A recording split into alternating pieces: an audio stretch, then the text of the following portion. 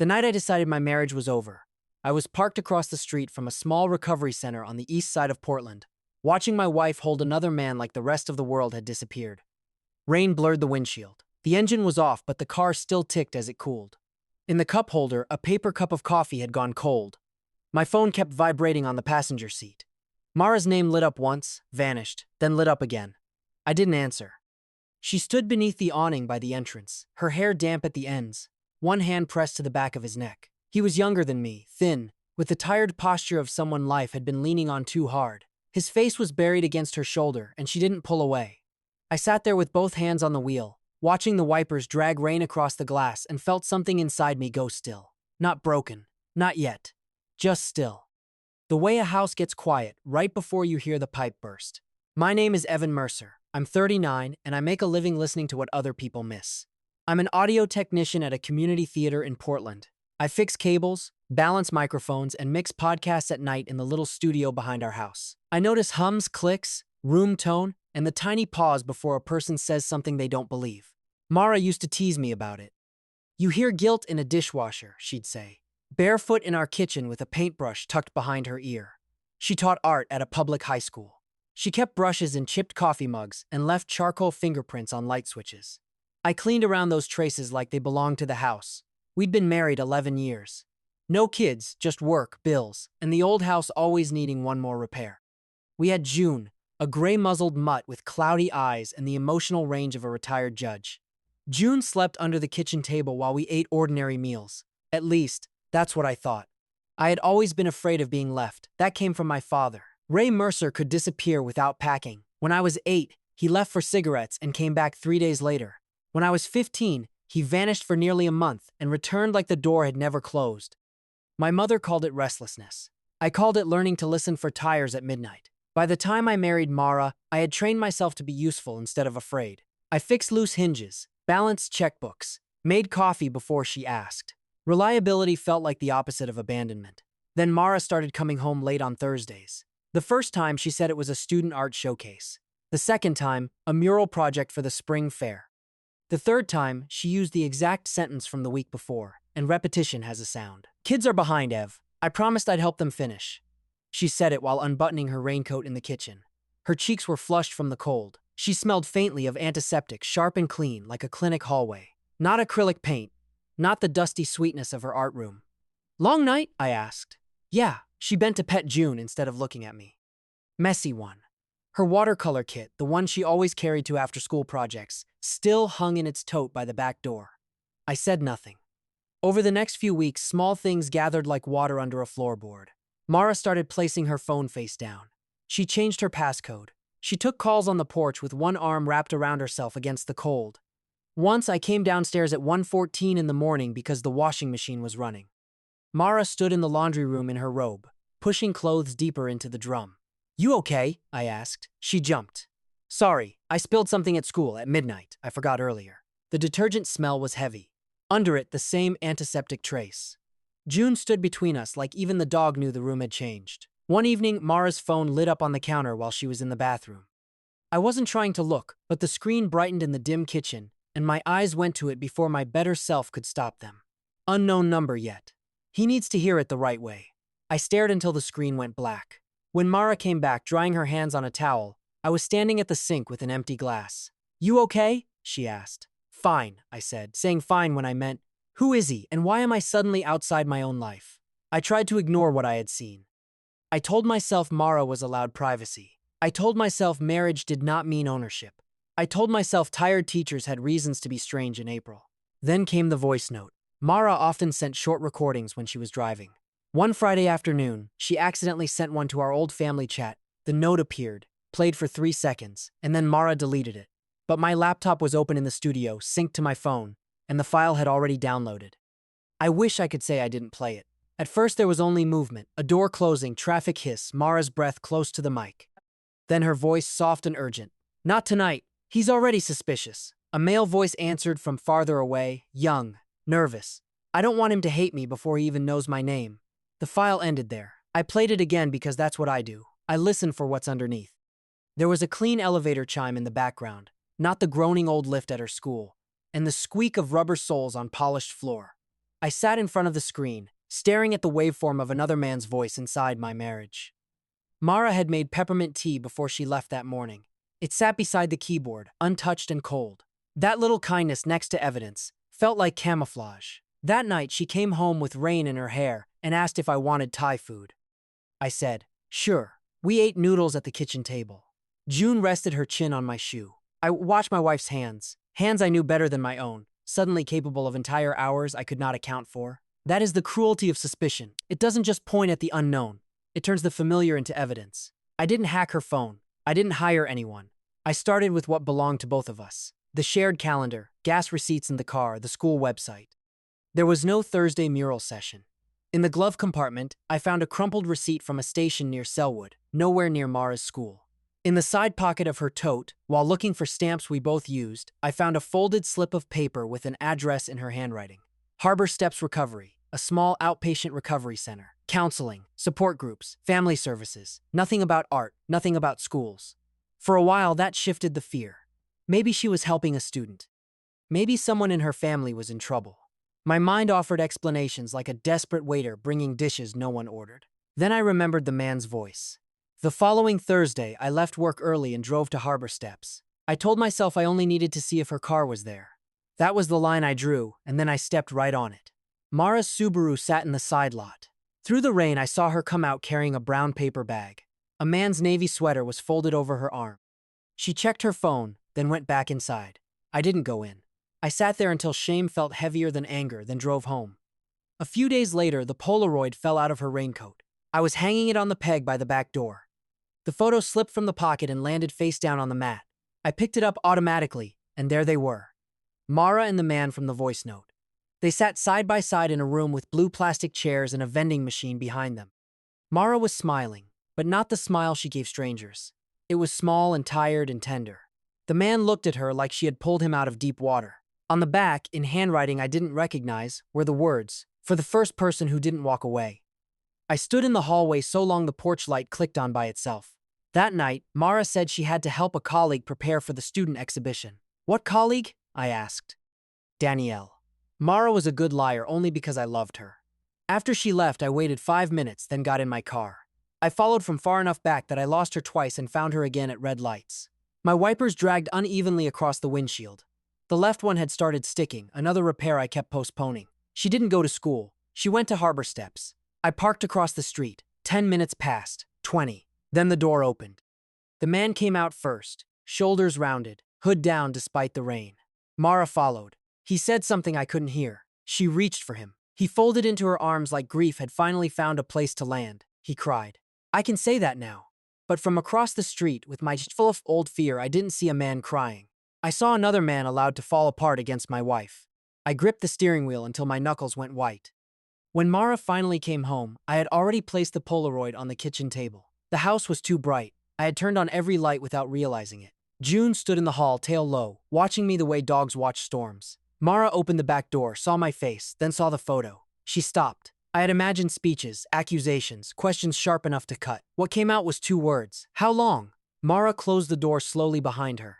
Even. How long? I said again. It's not what you think. That sentence is supposed to help. It never does. I laughed once. Then tell me what I think. She stepped toward the table, then stopped as if the photo had heat coming off it. You followed me? You lied to me. I know. You changed your phone code. You take calls outside. You said you were at school when you weren't. I heard his voice, Mara. Her eyes filled. You heard Noah. The name hit me like proof. Noah, I repeated. So he has a name. I kept going because anger is easier when it has momentum. You go to a recovery center with him. You hide messages. He writes notes about you being the first person who didn't walk away. Tonight he held you in the rain like my voice broke there, and I hated that most of all. Mara gripped the back of a chair. Evan, please sit down. No, I need to explain this carefully. Carefully? You had weeks to explain carefully. It isn't only my story. There it was. A door closing in my face. I looked at her and felt 15 again, standing in our old kitchen while my mother washed the same plate for 10 minutes because my father had vanished and nobody wanted to say gone. I know what disappearing looks like, I said. I learned from the best. Mara flinched as if I had thrown something. That's why I didn't know how to tell you, she whispered. Tell me what? She opened her mouth. Then she looked at the Polaroid, at the young man's face, at the sentence on the back. This isn't mine to tell alone. I heard that as loyalty to him over me. I heard it as a confession with better manners. I picked up my keys from the counter. They scraped against the wood too loudly. Evan, don't leave like this. June made a small worried sound from the hall. For a second I almost stayed. But pride is a cold coat. Once you put it on, it feels like protection. I'm not the one who left, I said. Then I walked out and slept on the couch in the studio, beneath a shelf of microphones and old cables, while rain tapped on the roof like someone trying to get in. By morning, the voice note had hardened into a verdict. A knock came at the studio door. Not the outside door, the inner one, from the side path along the house. I knew Mara's knock. This was different, hesitant. When I opened it, Mara stood there in yesterday's sweater, eyes swollen from crying. Beside her was the man from the Polaroid. Up close, he looked younger than I'd thought. He held a gray knit cap twisted in both hands. His face was pale, with dark circles under his eyes, and a nervousness that made him seem ready to apologize for taking up air. Mara didn't step inside. His name is Noah Vance, she said, voice rough. And he's not who you think he is. Noah swallowed. I'm sorry. I told her not to tell you yet. That was me. Not because of anything like. He glanced at Mara, embarrassed. Not because of what you think. Cal, God bless him, picked up his coffee.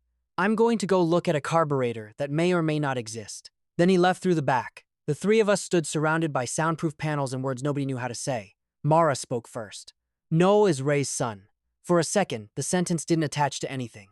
What? Noah looked at the floor. Your father. Ray Mercer. The room seemed to shrink around the name. Mara's hands trembled.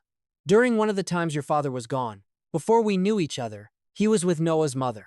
Noah didn't grow up knowing much about him. His mother died 3 years ago. He found letters, old photos, enough to start looking. I turned toward Noah. His eyes were wet, but he didn't look away. I didn't come for money, he said quickly. I don't want anything from you. I don't even know what I'm allowed to want. I found your name. Then Mara's. There was an article about her student's mural. It mentioned the school. I went there because I didn't know how else to do it, and that was wrong. Mara closed her eyes briefly. He showed up after school, she said. He had a folder of letters and a picture of Ray younger than I'd ever seen him. He asked if I was married to Evan Mercer. I should have told you that night. Yes, I said. She nodded. Yes, I should have. Noah twisted the cap tighter. I'm in recovery. Harbor Steps has a family support counselor. Mara thought it might be better if I talked it through there before I met you. I was scared you'd hate me for existing. The line from the voice note moved through me again, but changed shape. Before he even knows my name. Mara wiped her cheek. I was trying to find a way to tell you without making it feel like your father had reached out from the past to hurt you again. The longer I waited, the worse it got. Then you got suspicious, and I panicked, and I kept thinking one more day, one more conversation, one better way. The sweater? I asked, because the mind chooses strange details when the large ones are too large. Noah looked down. Mine. I only had a thin jacket. She brought it from a donation box at school. The cookies? A weak smile moved across his face. Oatmeal. I was having a bad week. She said nobody should have to talk about family history on vending machine food. I sat in the chair by the mixing desk because my legs were no longer making commitments. Ray's son. My father, who had left rooms unfinished all his life, had left a person. I wanted to feel only betrayed by Mara. It would have been cleaner. But the truth came in carrying another man's loneliness, and I didn't know where to put mine. How long have you known? I asked her. 6 weeks. 6 weeks. A month and a half of antiseptic smells, hidden calls, face-down phones, and me building a case in silence. You let me think. I know, she said, crying now. I thought silence would spare you until I had the right words. It didn't. It hurt you. I'm sorry. Noah took a small step back. I can go. The speed with which he offered to disappear told me something about him. It told me he had practice. I didn't stop him. Not then. I couldn't. Mara looked at me like she wanted to reach across the room, but no longer trusted she had the right. I need air, I said. I walked out past both of them and kept going until the house, the studio, and my driveway were behind me. Portland after rain smells like wet leaves, exhaust, and soil turned open. I walked toward the Willamette without deciding to, carrying a breakfast sandwich I never ate. My hands still had red marks from gripping the steering wheel. When I was a kid, I could tell whether my father was home by the sound the house made. If he was there, my mother moved lighter but careful. If he was gone, she cleaned. Dishes, counters, cabinets already clean. Once, after his month away, I found her washing a plate with no soap left in the sponge. Mom, I said, it's clean. She looked down, surprised by her own hands. I learned then that people can be left even while standing in their own kitchen. For years, I thought my father's leaving had made me loyal. Maybe it had.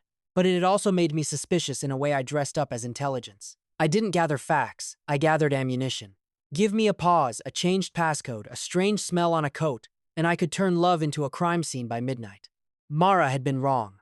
Deeply wrong. She had taken my most sensitive wound and decided, even kindly, that she knew how to handle it better than I did.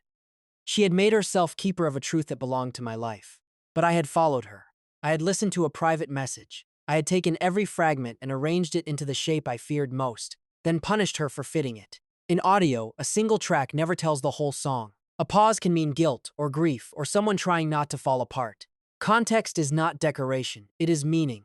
I knew that at work. I had forgotten it at home. By the time I walked back, the sandwich was cold. Mara was at the kitchen table when I came in. June rose slowly from under it and pressed her head against my thigh, forgiving me with the reckless generosity of dogs. The Polaroid was gone. The table had been wiped clean, but a crescent of water remained near Mara's cup. She had been turning her wedding ring around her finger. She always did that when anxious. Noah left, she said. He didn't want to make it worse. I sat across from her. For once, I did not start with an accusation. I need to hear all of it, I said, and I'm going to try not to interrupt. She watched me carefully, as if checking whether the sentence had a trapdoor. Then she told me. Noah had come to her classroom on a Tuesday after most students had left. He had been polite, terrified, holding a folder against his chest. He knew my name, my father's name, my mother's maiden name. He had a photo of Ray with a woman Mara didn't recognize, and letters with dates that matched my father's absences too neatly to ignore. Noah's mother had told him little, only that his father had another life and that chasing it would hurt. After she died, he fell apart for a while. What mattered was that he had been trying to rebuild. Meetings, counseling, a job at a print shop. Small things that do not sound heroic unless you know what it costs some people to keep showing up. He didn't want to ambush you, Mara said. But by coming to me, he sort of did. I should have brought it to you immediately. I was afraid. Of what I'd do. Of what it would do to you. She swallowed. You talk about Ray like a closed door. I didn't know what would happen if someone knocked from the other side. That landed because it was true and unfair at the same time. So you decided for me. I did. Her voice broke. And I'm sorry. I looked at the chipped mug full of paintbrushes on the windowsill. One brush had left a blue streak down the ceramic. For weeks, Mara had been anchoring a secret too big for her hands. That didn't excuse the lying. But it made it human. I'm sorry I followed you, I said. She looked down. I'm sorry I listened to the message. I'm sorry I turned everything into proof before I asked you like a husband instead of a prosecutor. A tired laugh escaped her, half sob. You would have been a very organized prosecutor. I know. That's part of the problem.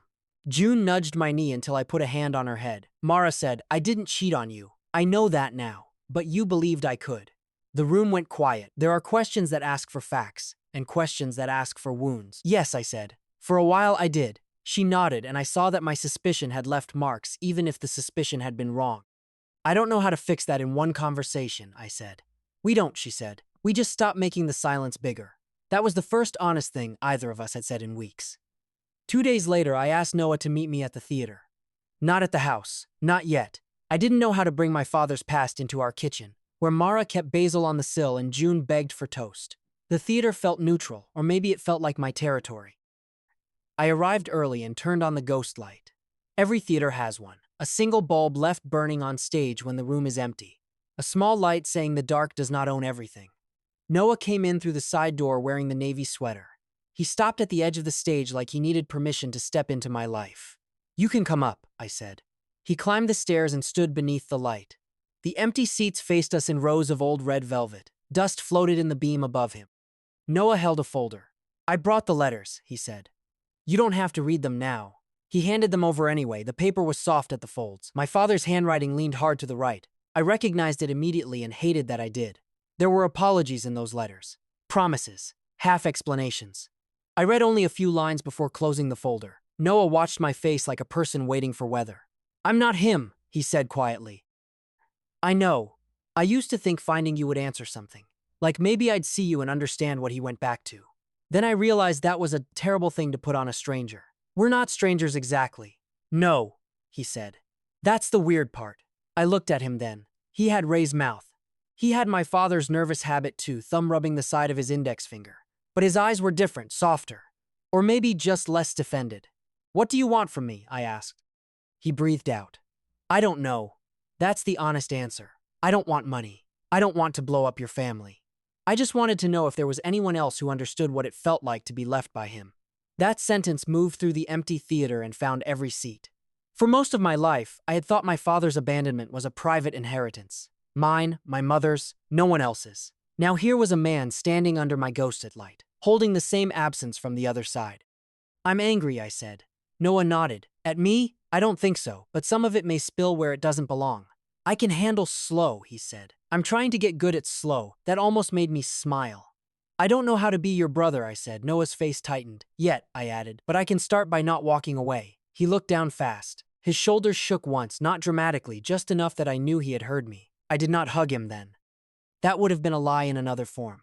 But I sat on the edge of the stage, and after a moment, he sat beside me. We stayed beneath the single bulb, two grown men made awkward by the same dead man's failures, listening to the old building breathe. Weeks later, Noah came to dinner. Not a holiday, not a grand reunion, just a Wednesday with rain threatening. Mara made pasta with jarred sauce. I fixed the living room speaker before he arrived, finally opening it and finding a loose connection I should have repaired years ago. Noah watched from the floor, handing me screws. You always know how things go back together? He asked. No, I said. I just take pictures before I take them apart.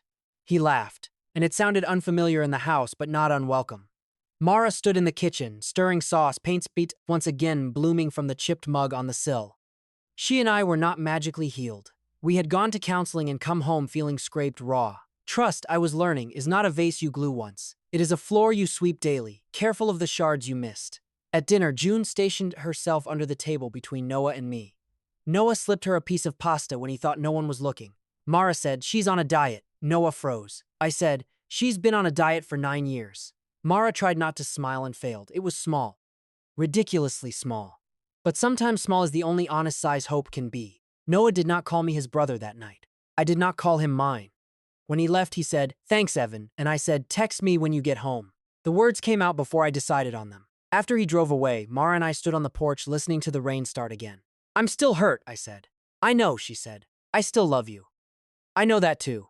She took my hand carefully, giving me time to pull away. I didn't.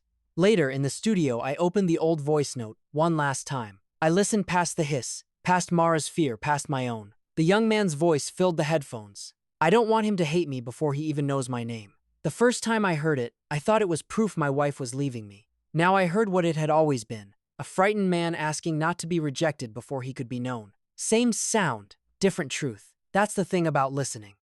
You can have perfect ears and still hear everything wrong if fear is doing the mixing. I deleted the file. Then I turned off the studio lights and went back to the house. Mara had left the porch lamp on. June was asleep by the door. Somewhere inside, the repaired speaker was playing an old song without static. For the first time in years, the rain did not sound like my father leaving. It sounded like people staying, imperfectly, under the same roof, learning the difference between silence and peace.